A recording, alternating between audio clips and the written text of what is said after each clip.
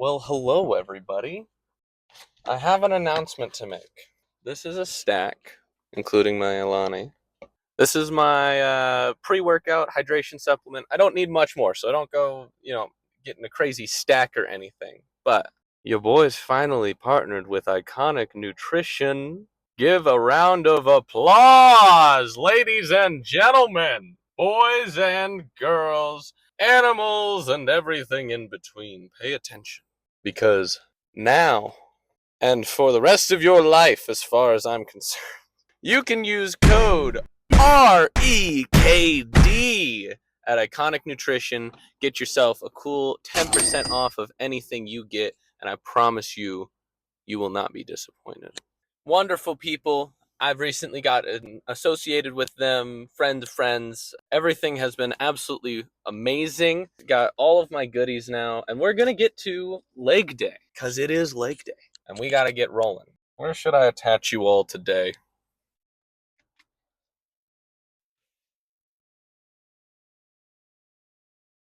I hope y'all aren't crooked. I had to put it back.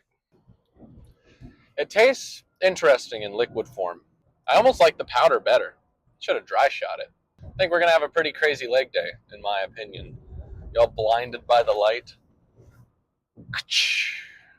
I've been trying to get out in the sun more, trying to get more of a tan.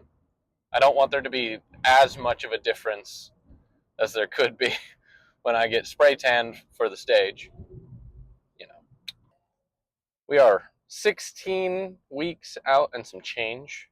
I dropped the ball this weekend. I definitely dropped the ball this weekend. Not with the diet or anything. I had a lot of plans that I was planning on getting to. Let myself kind of slack off, I guess. I don't know. It's strange, I feel like everybody close to me is okay with okaying my mistakes. I do something in a way that I have these standards for myself, right? And I put myself on such high bars, and when I don't reach those, I'm pretty hard on myself. And it feels like people around me, they're ready to just kind of ease that me beating myself up. I like that I push myself as hard as I do, but I feel like sometimes I'm putting too much mental stress on myself. And that mental stress causes me to want to drop out of plans like I did this weekend. Just learning to balance everything. I was a lot more stressed when I had to cook all my meals every single day. Now we've got that down to like 2 hours every 4 days. I've got to cook some food. But then besides that, I've got everything prepped and in meal containers. Trying to stay excited. And I am excited. I'm choosing to take on a lot, and I'm hoping that it works out. But who knows? All I'm doing is trying, so as long as I don't stop, I think we'll be just fine. I think that's the best piece of advice I've ever gotten that I think you can give to anybody. Pretty cliche, I guess. Just don't stop trying. Really, it's true. You could suck at something, but you try harder than somebody who's really good at it, and see who crosses the finish line. Somebody can have all the natural muscle in the world, have amazing genetics, but they only go to the gym once a week, maybe twice, sometimes go full weeks or months at a time where they're not going to the gym. Genetics aren't going to really do much for them. You have somebody with terrible genetics who goes to the gym every single day, does all the proper recovery, eats properly. They may not get the results, and hell, they may not even look, amazing, but I guarantee you they're going to look better than the guy only going to the gym once a week. I don't care how good your genetics are. That goes for every job in existence. There might be somebody out there who's naturally gifted at being a brain surgeon, but never bothered to go through the training to become a brain surgeon. And some dude who, had shaky hands as a kid, learned how to control his hands, and is now the best brain surgeon on the planet that we know of. I feel like the phrase, if life gives you lemons, make lemonade, right? I think there's a video game Portal, a mad scientist, where he takes that phrase, is like, if life gives me lemons, I'm not gonna just make lemonade. I'm gonna make the lemons into grenades and blow up life's house and make them regret forever giving me lemon. It's something like that.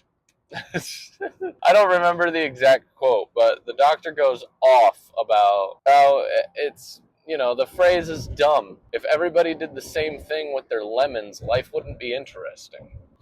Everybody's doing different stuff with their lemons. That's what makes it exciting. And I'm doing a whole lot with my lemons right now. And no matter what you make with the lemons, whether it's good or bad, if you keep pursuing it, I think things will go fine. Now, I don't know how I'm going to solve it in the editing, but I know some of the parts where I'm yapping, the camera is absurdly shaky, and that is because we are taking the freeway today, and freeways are paved wonderfully here. We'll work with it. I'll try not to make it too atrocious of an experience. We're almost there anyways. Back on the topic of being positive, trying to keep my mental state uppity. I guess I've always struggled with that. My parents say I was a pessimist when I was younger. I suppose I agree with them. I've definitely gotten better at being a more positive person over the years. Life in general, I feel like, makes it difficult to stay positive. I don't think life itself is what puts a smile on people's face. I think people put smiles on people's faces. And I think life is what you make it, but a lot of the time, life is the people you spend your time with. Your life is an accumulation of experiences with other people. And no matter how much you realize it or not, every experience you have is influenced by somebody. You're not the first human being on the planet. That means literally everything that exists, everything you can do, will do, the air you interact with has been affected by another person in some way. A lot of that's uncontrollable, but you can control who you willingly spend your time around. And figuring out who that is a skill, but it's a unique skill to everybody, because everybody has different people that they should be spending their time around. Just make sure you're triple checking that it's the right people. Gosh, non-stim pre-workout tastes so good. So good. This is so good. I am loving it right now. Loving it. Gotta get myself amped for leg day. I just think it takes more energy out of me. It definitely takes more effort to get a good leg day in than the amount of effort it takes, like the mental will and fortitude to do so. Because to push my legs to failure, I feel like anybody, to push your legs to failure is extremely uncomfortable. Like, you need your legs to walk. Your body naturally is like, whoa, you're making these like non-operational, Brody. You mind not doing that a little bit? And, sound the alarms, and you got to ignore those alarms. You got to turn off everything going off, push through, hit that rep of failure. Don't stop a few before. Really squeeze it out. And if you make it to the top, letting it go and trying to bring it back up. Because if you hit the peak of that rep, that means that that's not a partial rep. You got to go until you don't do a whole rep. That's failure. A lot of people don't know what failure is. A lot of people think failure is, I can't get it, 100% anymore. No. Failure is, you can't move that weight anymore. At least in my opinion. 1 second, I'll bring you guys back. Failure is, you cannot move the weight anymore. If I do even a half rep, I gotta hit under a quarter of the rep range. If I'm getting underneath a quarter of the full range of motion, then I'll stop. And obviously, I don't count any of the reps that I did leading, like after doing a full rep, because you're not doing a full rep. It doesn't count. But it's good to get that squeeze in. Especially, it's good to get the squeeze in when the top of the rep isn't the furthest stretch. When the bottom of the rep is the furthest stretch, that's when you want to really push it. Pull downs, when you let that weight go all the way back up, right? Oh, not all the way back up, but most of the way back up, your lats are fully stretched. And then pulling on that, even if you don't get a full rep in, you're getting really, really good tension in the most stretched position on the muscle. That is going to benefit you, simply put. Why just preach about all of it when I could show you guys? We just showed up at the gym. You know what time it is. I'm gonna catch you all inside.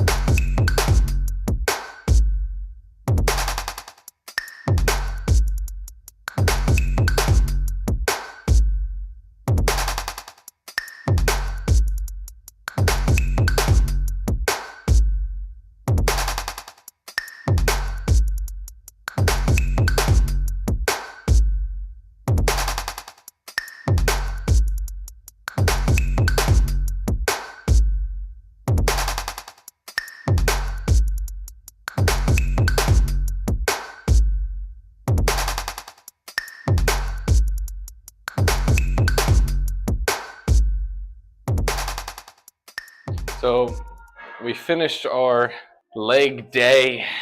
Pants are coming off. I'm gonna check it out. I'm gonna check how we did. Um, you'll see. I think you saw in some of those clips that I was talking about those.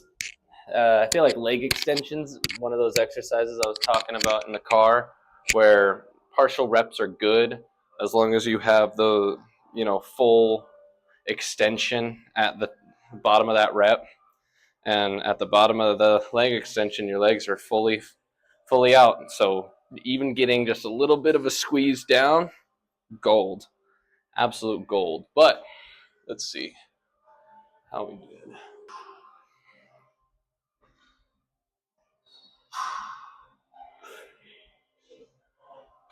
Ooh.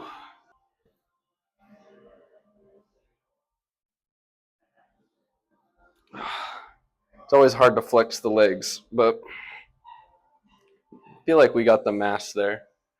Let's see how they look from behind. The glutes are looking good from the side. I don't know if y'all can see that.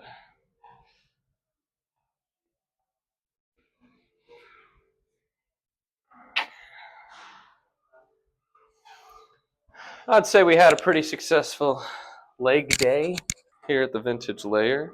Goodness, it is getting warm. I hope you enjoyed the video.